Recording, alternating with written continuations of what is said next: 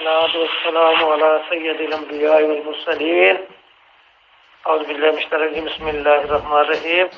عن أبي بردة عن أبي موسى قال رسول الله صلى الله عليه وسلم إن الله يملي للظالم فإذا أخذه لم يفلته ثم قرارا وكذلك أخذ ربك إذا أخذ القرى وهي ظالمة.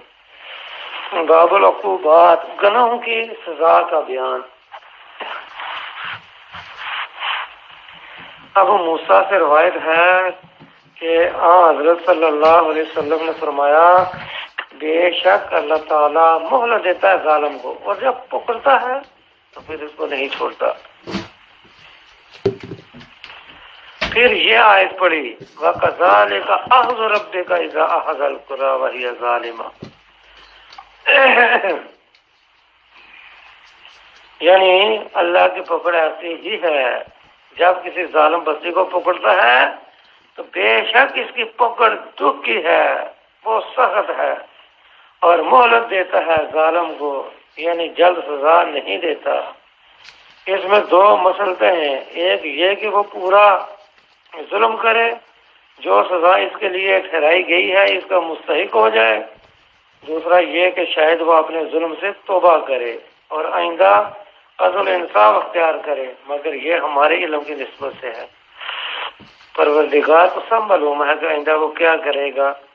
اب اگر کوئی کہے کہ ظالم کو مہلت دینے میں خلق اللہ، جو اللہ کی مخلوق ہے، اس کی خرابی ہے، اس کا نقصان ہے، وہ مندگان الہی کو تباہ اور برباد کرے گا، یعنی لوگوں کو نقصان پہنچائے گا اور ان کو ایذا دے گا. پھر پروردگار جو ماں باپ سے زیادہ مہربان ہے اپنے بندوں پر وہ اس کو کس طرح جائز رکھتا ہے، کیوں جائز رکھتا ہے؟ اس کا جواب یہ ہے کہ اللہ تعالیٰ کے مسئلے بے شمار ہیں، بندے کو ان کا علم نہیں، اس وجہ سے وہ اپنے ناقص فہم کے موافق بعض کاموں کو خلاف مصلحت اور نامناسب سمجھتا ہے. لیکن اگر بندے کو وہ سب باتیں معلوم ہوں جو مالک الملک کو معلوم ہے، تو جو کچھ اللہ تعالیٰ دنیا میں کرتا ہے اسی کو عین مصلحت اور نہایت مناسب جانے. مثلا ظالم کا مخلوق پر مسلط کر کے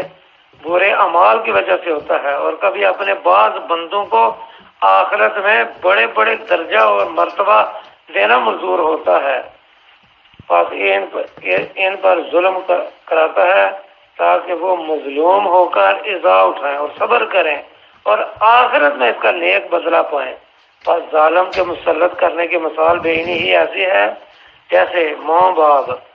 اپنے بچے کو کوئی چیز جو ہے وہ کڑوی وہ کھلاتی ہے یا دوائی وہ پلاتی ہے، یا اگر اس کو کوئی پھوڑا وغیرہ ہو تو اس کو چیرا دیتی ہے. ان کاموں کو بچہ اپنے علم میں ظلم سمجھتا ہے، مگر وہ عین رحم اور شفقت ہے، کیونکہ آئندہ اس میں بچے کے بڑے بڑے فوائد ہیں.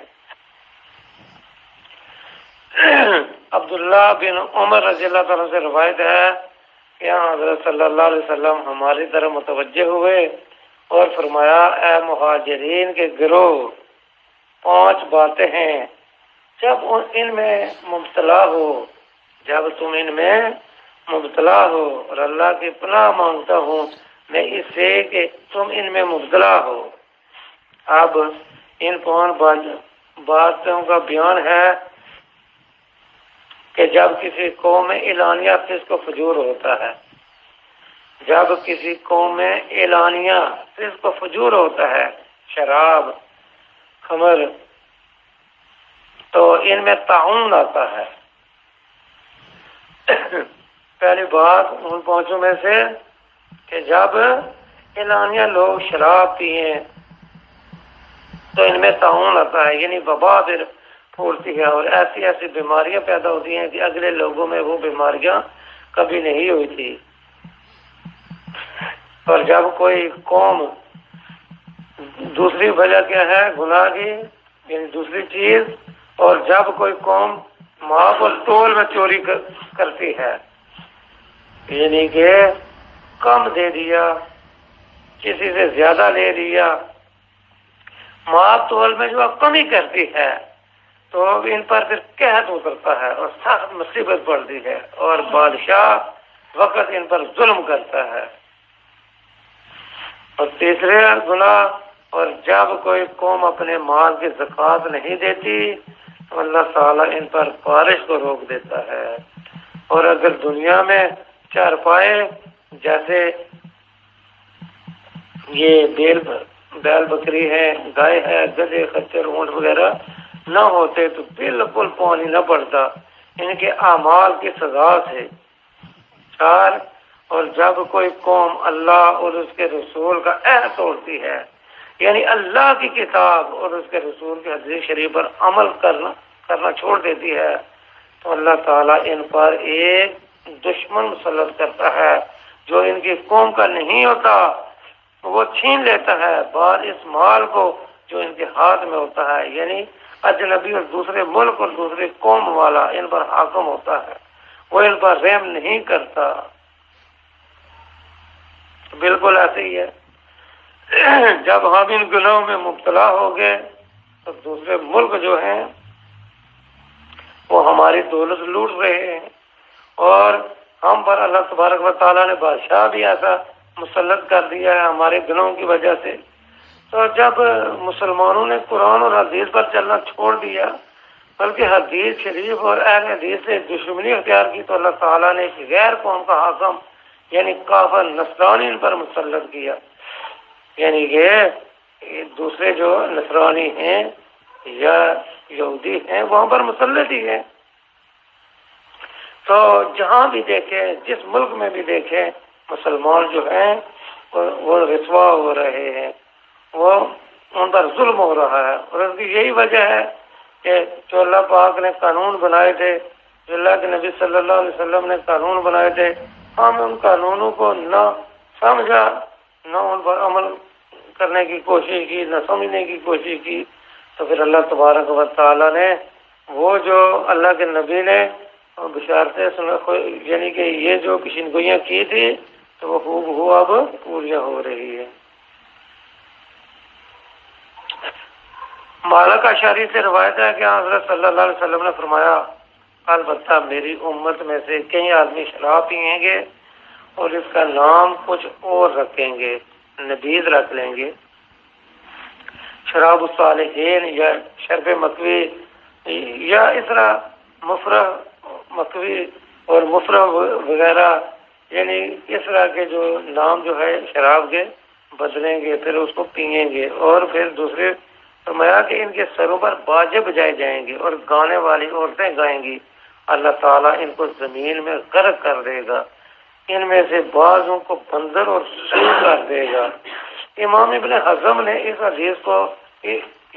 کی جو سند ہے اس کو ضعیف کہا ہے، لیکن یہ کہتے ہیں کہ اس کی سند حسن سے کم نہیں ہے، اور جو لوگ غنا اور مزامیر کو حرام جانتے ہیں وہ اسی حدیث سے دلیل لیتے ہیں، اور مخالفین یہ جواب دیتے ہیں کہ اسے غنا اور مزامیر کی حرمت نہیں نکلتی۔ یہ آپ نے ان لوگوں کا پتہ فرمایا ہے کہ گانا بجانا ان کے سامنے ہوا کرے گا، اور در حقیقت یہ عذاب شراب پینے سے ان پر اترے گا، یا مراد آپ کی یہ ہے کہ اجنبی فاحشہ عورتیں ان کے سامنے گائیں گی،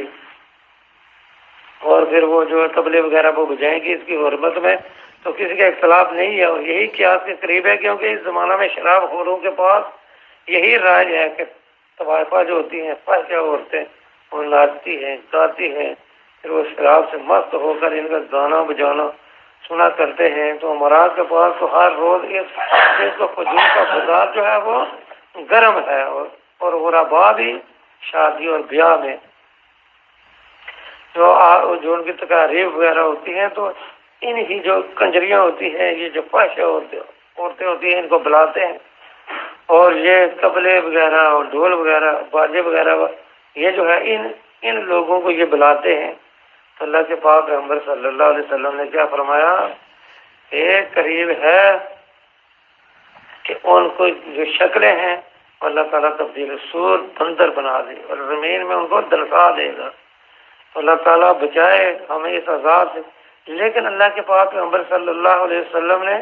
جو یہ ہوگا، مسخ ہوگا، خسف ہوگا، یعنی زمین میں یہ لوگ دفنائے جائیں گے، نبی صلی اللہ علیہ وسلم کی امت ہے یعنی دفنائے جائیں گے،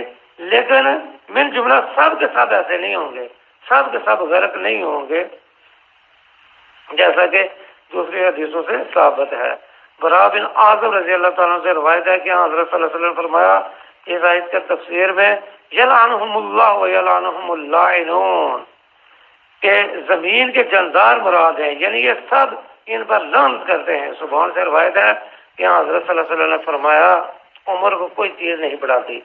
عمر کو کوئی چیز زیادہ نہیں کر سکتی، جتنی ہوتی ہے عمر اتنی ہوتی ہے، کوئی چیز نہیں بڑھا سکتی سوائے نیکی کے، یعنی عزیز و اقارب سے سلوک اور شفقت کرنا، اور مخلوق خدا کو آرام اور راحت پہنچانا، یہاں تک کہ جانوروں کو بھی، اور بلا وجہ شرعی کسی کی ایذا گوارا نہ کرنا، اور جو کوئی برائی کر لے اس کے ساتھ نیکی کرنا، اور تقدیر پر کوئی چیز نہیں، تقدیر کو کوئی چیز نہیں پھیرتی مگر دعا، دعا سے امید ہے کہ آئی ہوئی بلا جو ہے وہ ٹال جائے گی۔ اور کبھی ایک آدمی ایک گناہ کی وجہ سے رزق سے محروم ہو جاتا ہے، وہ ہر چند کوشش اور محنت کرتا ہے لیکن اس کو فراغت اور تمنگری حاصل نہیں ہوتی، خود وہ آدمی کیا کبھی اس کے گناہ کی وجہ سے اس کی اولاد پر بھی کہیں پشت تک اثر رہتا ہے، اللہ بچائے۔ بعضوں نے کہا کہ عمر بڑھنے سے یہی مراد ہے کہ ناموری ہو جاتی ہے، گویا وہ مرنے کے بعد بھی زندہ ہے، یا روزی بڑھنا، کیونکہ عمر پیدا ہوتے ہی معین ہو جاتی ہے، گھٹ بڑھ نہیں سکتی، لیکن اس کی آرام کی زندگی ہو جاتی ہے، یا اس کا اللہ تعالیٰ ایک نام پیدا کر دیتا ہے، جب وہ آدمی فوت ہوتا ہے تو پھر بھی اس کا نام زندہ رہتا ہے، لوگ اس کا تذکرہ کرتے ہیں۔ تو جتنی باتیں ہم نے سنی اللہ تعالیٰ قرآن حدیث کو سن کر اللہ عمل کرنے کی توفیق نصیب فرما۔